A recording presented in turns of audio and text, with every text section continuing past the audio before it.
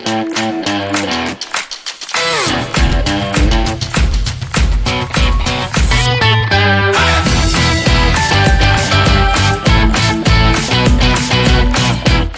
Welcome to മുഹബത്ത് കാ kitchen. ഇന്ന് ഞാൻ വന്നിട്ടുള്ളത് ഒരു അടിപൊളി സ്നാക്സ് ആയിട്ടാണ് ഈത്തപ്പഴം മുക്കിപ്പൊരിച്ചത്. എല്ലാവരും ഒന്ന് ട്രൈ ചെയ്ത് നോക്കണേ. എന്നാൽ നേരെ തന്നെ വീഡിയോയിലേക്ക് പോവാം. അതിൽ തന്നെ 1/4 കിലോ ഈത്തപ്പഴം എടുക്കാം.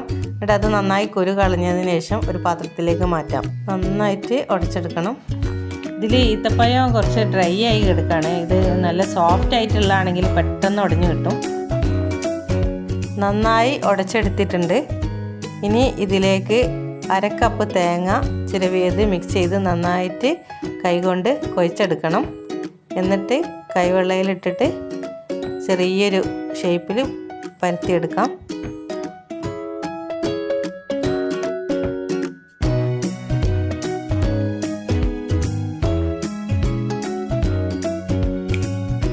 അത് കഴിഞ്ഞതിന് ശേഷം പിന്നെ ഒരു കോഴിമുട്ട ഉടച്ചെടുക്കാം.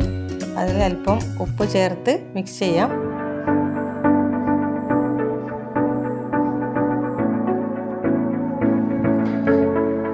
മറ്റൊരു ബൗള് എടുത്തതിന് ശേഷം അതിലേക്ക് 1/2 കപ്പ് അരിപ്പൊടി ചേർക്കണം. പിന്നെ 1 ടേബിൾ സ്പൂൺ മൈദ, 1 ടേബിൾ സ്പൂൺ പഞ്ചസാര ചേർക്കണം. ഒരു 1/4 കപ്പ് വെള്ളം നന്നായിട്ട് മിക്സ് ചെയ്യാം.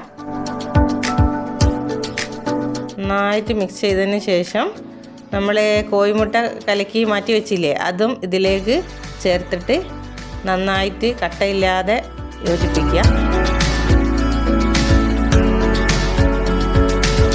ഇതവിടെ മിക്സ് റെഡി ആയിട്ട് വന്നിട്ടുണ്ട്. ഇനി നമുക്ക് പൊരിച്ചെടുക്കണം.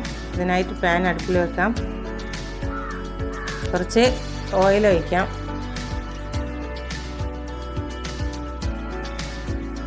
എണ്ണ ചൂടായിട്ടുണ്ട്. ഇനി ഈ മിക്സിയിലേക്ക് തയ്യാറാക്കി വെച്ചിരിക്കുന്ന ഈത്തപ്പഴക്കൂട്ട് ഇതിൽ മുക്കിയിട്ട് പൊരിച്ചെടുക്കാം.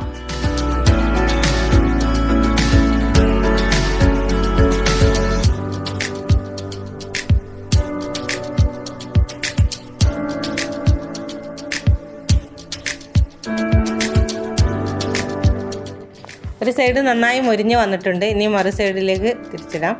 എന്നിട്ട് കോരിയെടുക്കാം. ബാക്കിയുള്ളതും ഇതേപോലെ തന്നെ വറുത്തെടുക്കാം. ഇത് നമ്മുടെ ഈത്തപ്പഴം മുക്കി പൊരിച്ചത് ഇവിടെ റെഡി ആയിരിക്കുകയാണ്.